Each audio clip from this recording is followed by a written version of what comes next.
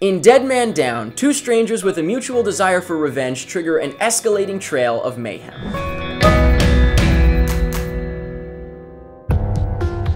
Why'd you follow me? I wanted to find out more about you. I want to take you somewhere. I know why you really came tonight. You want to find out if the girl's been watching you saw what you did. I saw you kill this man. The man who did this to me. I want you to kill him.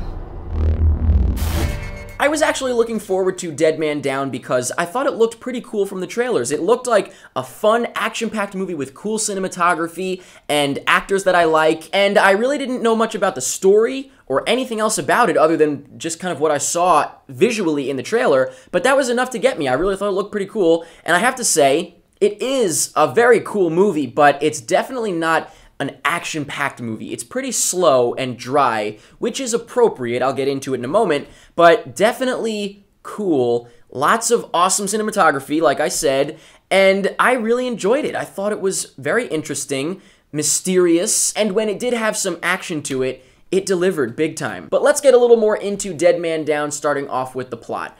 Now, the plot is a little confusing at first because it starts off like, it feels like it's just starting off in the middle of the movie. It doesn't feel like you're watching the beginning, and for a moment, you know, when this happens, I'm always like, shit, did they start the movie late or something? You know, did it start in the middle of it on accident? Then luckily, the opening credits confirm no, they didn't. They're just setting you up for a big mystery, and so it was twisty-turny only because they start you off at a spot that's like in the middle of things going on already. So I thought that was cool. I was enjoying figuring out what was going on. And once I did understand what was going on, I thought it was an interesting enough story that it definitely kept my attention.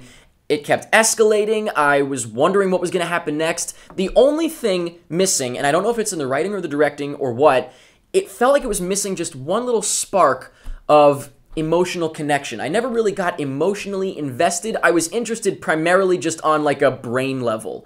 Not a heart level, you know what I mean, man? But perhaps that's more in the directing because, in all fairness, this movie is handled very, very seriously. It's very sort of heavy, you know? It feels like there's just so much weight on your shoulders watching it because it's like, oh man, what does he do? What does she do? You know, if only he hadn't done this and that. And it's just that you feel like regret, you feel revenge, you feel a lot of things, but it's all kind of like weighing down on you. And I feel like it's almost hard to breathe sometimes watching this thing because of that. But I do think it was appropriate because it was very much like Colin Farrell's character. He is, you know, weighed down with all these different things in his life. He is a quiet guy. He's kind of a dry character, and that's really what the movie is. So it's definitely appropriate. It made sense. I'm not complaining about the fact that I wasn't emotionally invested. I just think I might have enjoyed it a little bit more if I was, but I guess it kind of works the way it is now. Like I said, anytime that it picks up and has any action elements to it or any, you know, thrilling elements, it really delivers. My jaw dropped a couple times. It was awesome. And I have to say, the cinematography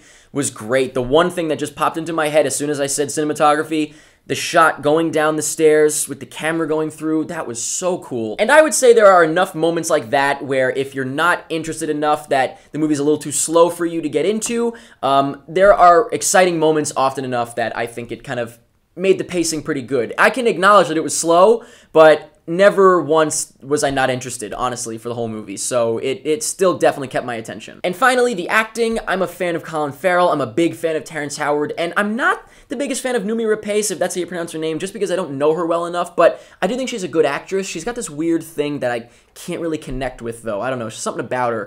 I thought they were all really good, though, I have to say. I thought everybody in the movie was really good, and I would specifically like to point out Dominic Cooper as Darcy. I really thought he was great. I loved his character, I loved the actor, I loved the performance, but not to undermine anybody else. I didn't think that he was the best, necessarily. Terrence Howard was great. Everybody was great. I mean, everybody was really into it. They really delivered a performance that worked within the movie, and so while there's just something, like I said, some reason that I didn't completely connect with it, and I think it is really just because it didn't really have that emotional level to it for me.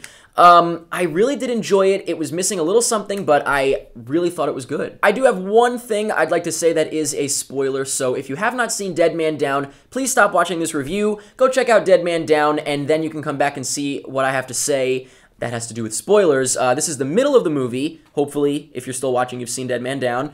The one thing that was weird to me, and I kind of felt a little bit off from that point on, there's a scene in the middle of the movie that felt very, like, out of place, almost, because it just is like it didn't happen. And maybe I'm missing something. I don't know. It almost felt like it could have been a dream.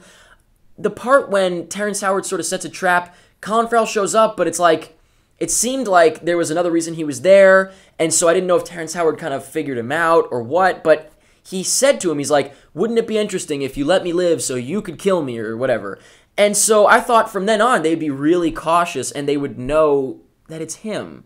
But then it kind of seemed like it went like nothing happened because it cuts to him driving somewhere, and I don't know how he got out of there. I don't know what the heck happened. I really needed to see how that scene ended, and I needed to see what Terrence Howard was thinking after that scene, because it was definitely a little bit jarring and a little bit abrupt. But other than that, everything was really good. That's the one thing that I was like, what just happened? But let me know in the comments what you thought of Dead Man Down. I'm very curious because something is stopping me from saying that it was a great movie. I want to say it was a really good movie. Let me know if you kind of can figure it out, or did you love it? Maybe you completely disagree and you think it had everything it needed.